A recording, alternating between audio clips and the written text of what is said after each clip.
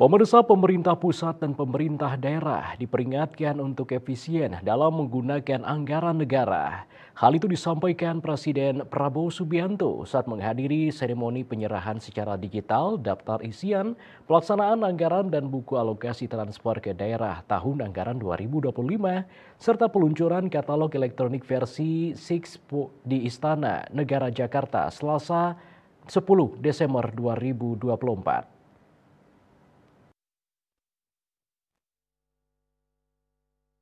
Presiden juga mengimbau seluruh jajarannya baik di tingkat pusat maupun daerah untuk memastikan anggaran digunakan secara efisien dan mengurangi pengeluaran yang tidak produktif demi kepentingan rakyat.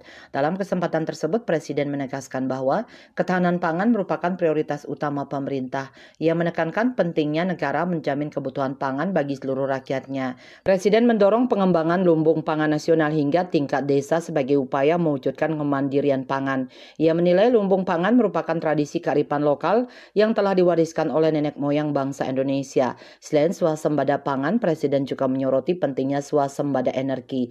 Ia menyebutkan hanya sedikit negara yang berpotensi mencapai swasembada energi, termasuk Indonesia bersama Brazil dan Kongo. Turut hadir mendampingi Presiden antara lain Wakil Presiden Gibran Rakabuming Raka, Menteri Koordinator Bidang Perekonomian Airlangga Hartarto, Menteri Keuangan Sri Mulyani, dan Ketua Dewan Ekonomi Nasional Luhut Binsar Panjaitan. Agung Darmada, Bali Pos melaporkan.